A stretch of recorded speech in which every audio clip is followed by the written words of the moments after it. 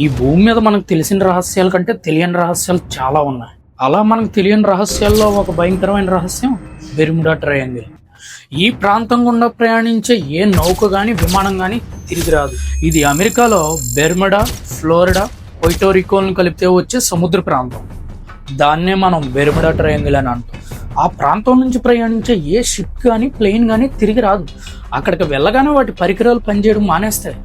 ఏ signal కూడా పనిచేయదు. 1918లో US నేవీకి చెందిన యుఎస్ఎస్ సైక్లోపస్ అనే నౌక 306 మంది జనంతో ఈ ప్రాంతం గుండా ప్రయాణం చేస్తుంది. ఎటువంటి SOS మెసేజ్ లేకుండా అర్ధాంతరంగా మాయమైపోయింది. ఇప్పటికీ దాని ఆనవాళ్ళు కూడా దొరకలేదు.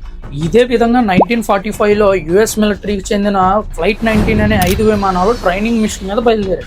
మధ్యలో ప్రయాణం చేస్తున్నప్పుడు వాళ్ళ దగ్గర నుంచి ఒక రేడియో మెసేజ్ వచ్చింది. అదే వాళ్ళ చివరి మెసేజ్. వాళ్ళు ఏం చెప్పారంటే, ఇక్కడ సముద్రం సాధారణంగా లేదు, డైరెక్షన్స్ చేంజ్ అయిపోతున్నాయి, మేము ఎక్కడున్నామో తెలియట్లేదు, అంతే, సిగ్నల్ కట్ అయిపోయింది. 5 విమానాలు కనిపించకుండా పోయినాయి. వాటిని వెతుక్కుంటూ వెళ్ళిన రెస్క్యూ విమానాలు కూడా తిరిగి రాలేదు. అసలు ఈ ప్రాంతంలో ఏం జరుగుతుంది?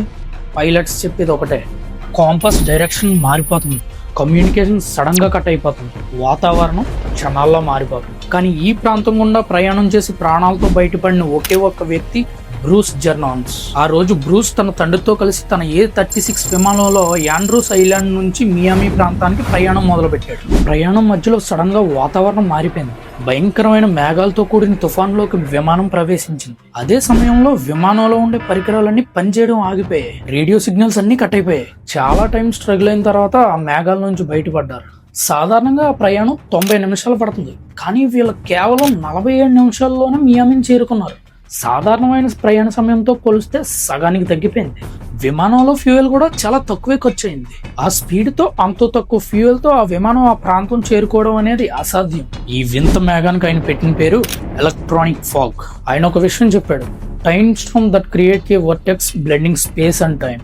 టైమ్ స్ట్రామ్, ఇది సమయాన్ని దూరాన్ని మార్చగలిగే ఒక శక్తి. ఈ పైలట్ తన ఎక్స్పీరియన్స్ తో ఒక బుక్ కూడా రాశాడు. దాని పేరు బెర్ముడా ట్రయాంగిల్ సర్వైవర్. ఈ కంటెంట్ మీద మీ ఒపీనియన్స్ ఏంటో కామెంట్స్ లో చెప్పండి.